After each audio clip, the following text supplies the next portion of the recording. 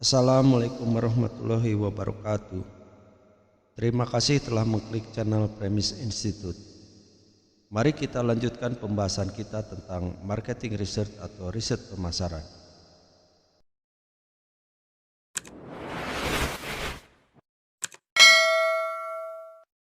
Peneliti pasar segera menemukan bahwa selain survei dan pengambilan sampel, mereka juga dapat meminjam teknik tambahan dari ilmu sosial.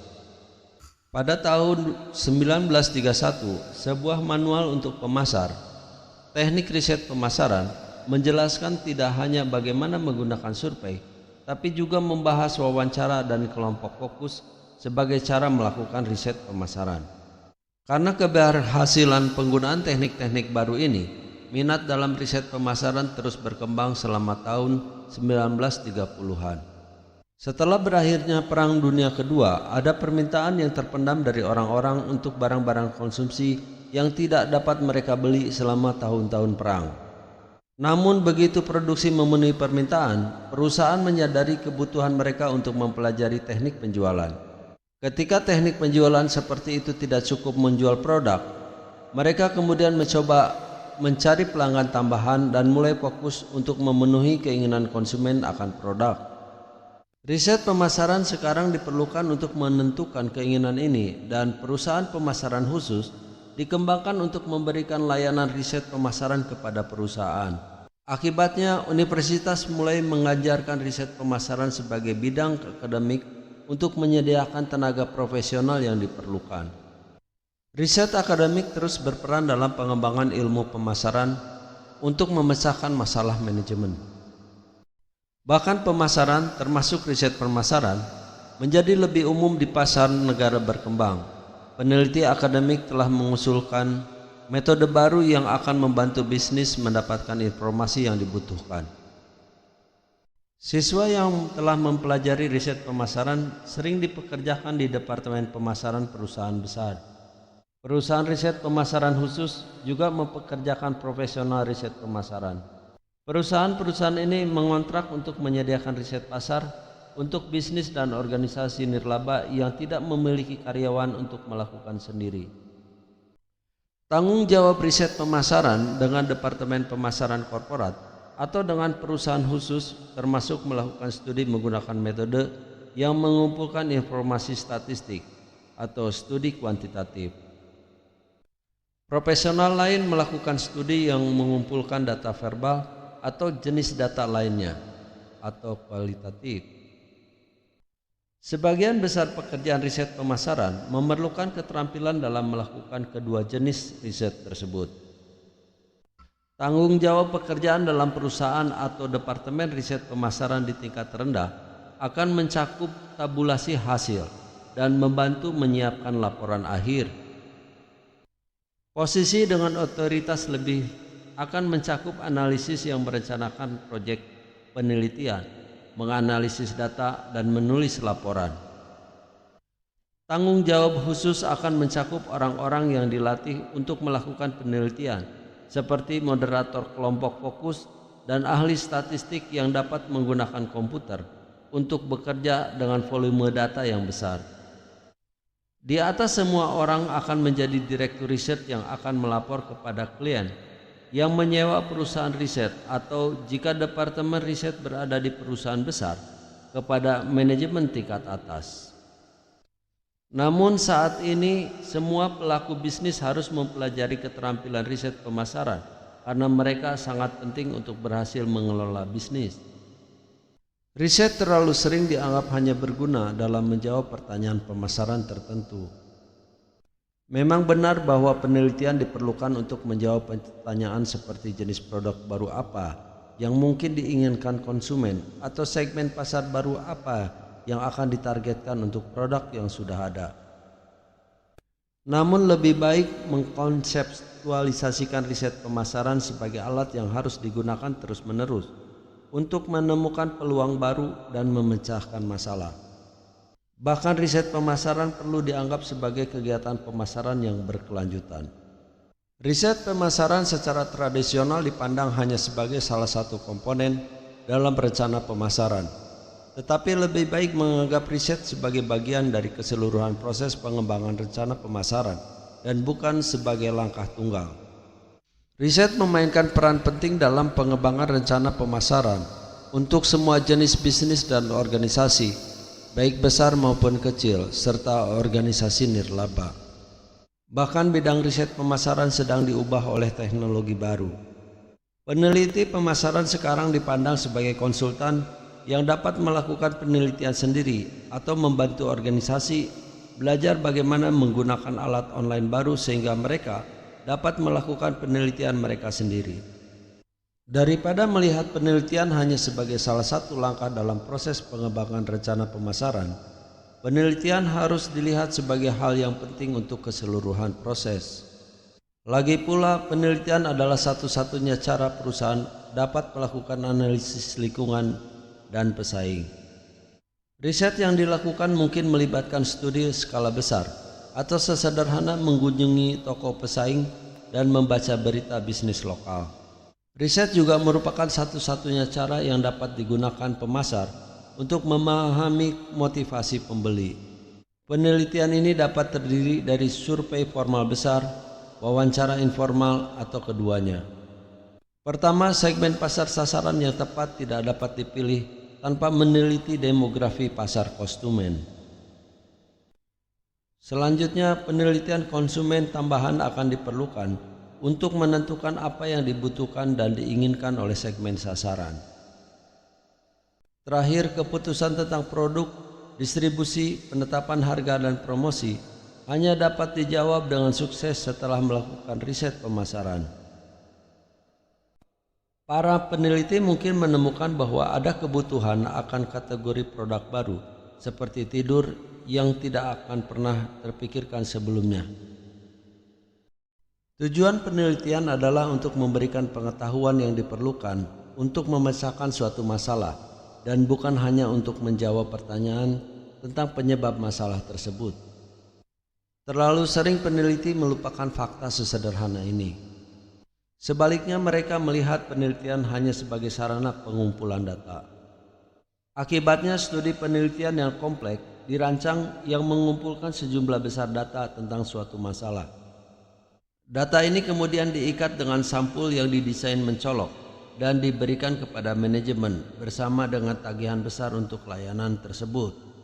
Kemudian diasumsikan bahwa manajemen akan dapat mengubah data tersebut menjadi jawaban yang mereka butuhkan untuk memecahkan masalah mereka. Penelitian mungkin bermanfaat bagi para peneliti. Mereka yang mengelola organisasi akan merasa tidak puas. Manajer membutuhkan lebih dari sekedar data mentah. Mereka membutuhkan informasi yang menjelaskan penyebab suatu masalah dan kemudian pengetahuan yang memberikan jawaban atas masalah tersebut. Analisis data sama pentingnya dengan pengumpulannya.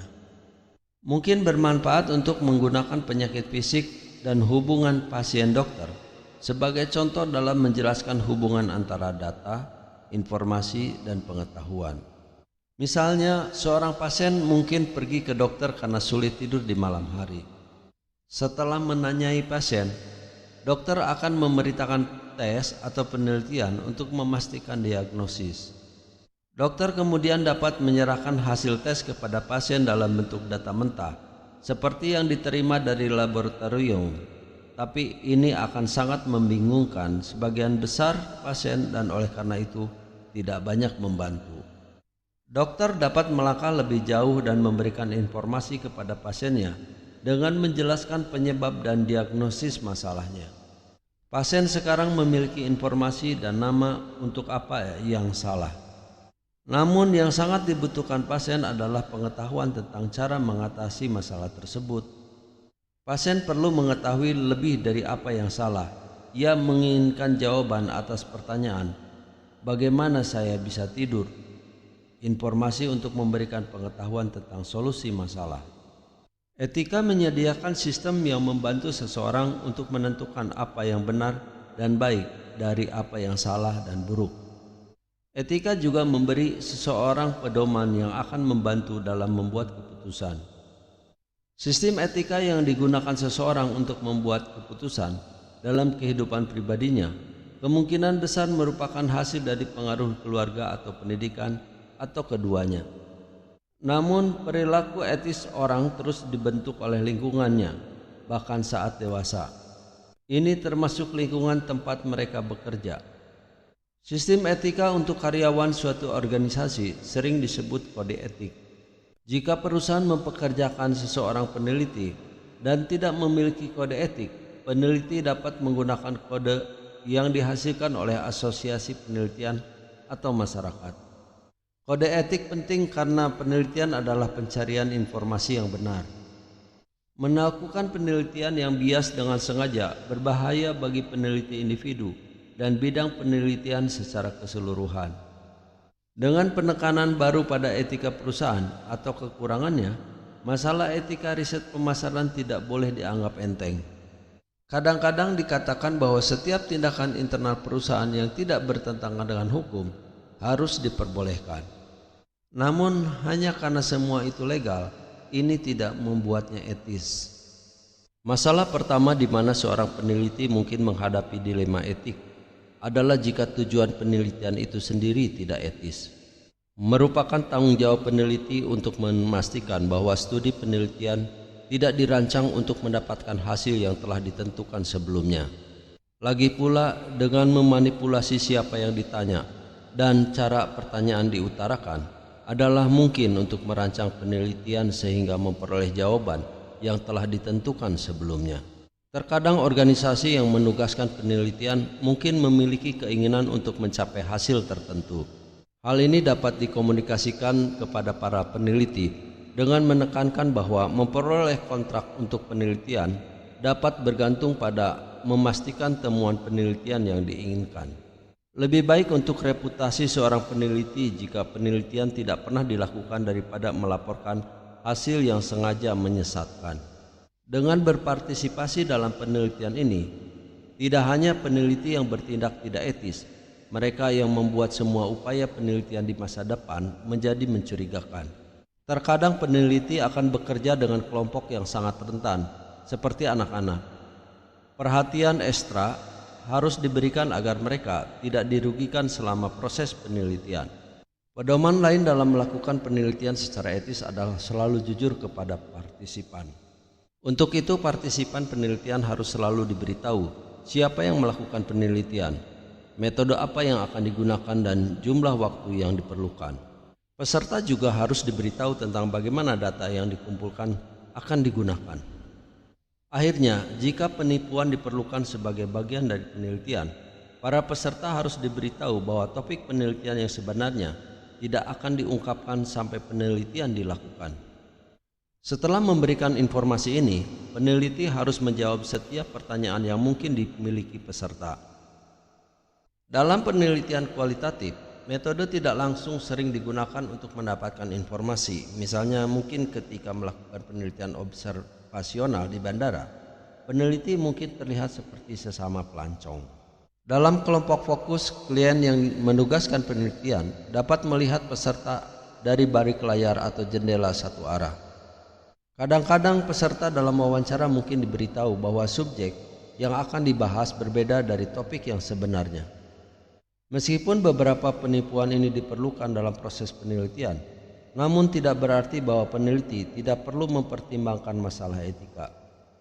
Jika memungkinkan, peneliti harus menyajikan diri mereka secara akurat dan jujur dengan peserta mengenai tujuan dan metode penelitian. Jika hal ini tidak memungkinkan karena desain penelitian, para partisipan harus diberitahu pada awal penelitian bahwa mereka tidak diberikan semua informasi yang relevan.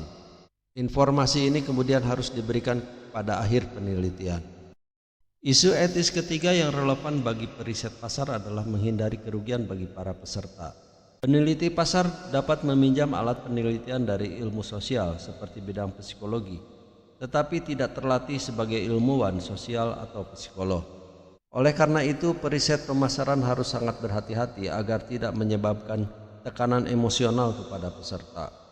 Seorang peneliti untuk produk seperti alarm penyusup mungkin secara sah ingin tahu tentang seberapa aman perasaan orang di rumah mereka sendiri dan apa yang membuat mereka merasa lebih aman. Pertanyaan faktual seperti apakah rumah Anda pernah dibobol? Oleh karena itu merupakan bagian penting untuk menemukan dan mewawancarai segmen pasar sasaran potensial. Namun periset pasar harus sangat berhati-hati untuk menghindari pertanyaan seperti maukah Anda memberitahu saya bagaimana perasaan Anda ketika Anda diserang? Pertanyaan-pertanyaan ini dapat membuka pintu air emosi yang tidak dilatih untuk ditanggapi oleh peneliti. Kesejahteraan emosional peserta dalam kelompok fokus dan wawancara juga harus dihormati. Meskipun pertanyaan tindak lanjut adalah bagian yang sah dari proses, peserta tidak boleh didorong untuk menjawab pertanyaan ketika mereka merasa tidak nyaman atau merasa tertekan dengan topik tersebut. Peneliti tidak dapat mengetahui sejarah pribadi peserta. Sebuah pertanyaan tentang penggunaan senter atau obor mungkin menanyakan bagaimana perasaan Anda ketika listrik padam dan Anda berada dalam kegelapan. Hal ini dapat memicu ingatan yang tidak menyenangkan atau meresahkan bagi peserta. Pertanyaan yang lebih baik, yang merancang untuk mendapatkan fakta dan bukan emosi adalah, apa yang Anda lakukan saat listrik padam? Dalam penelitian, pertama adalah jangan pernah melakukan penelitian di mana pencarian kebenaran dikompromikan. Kedua, selalu jujur dengan peserta penelitian. Dan yang ketiga, selalu lindungi peserta dari bahaya.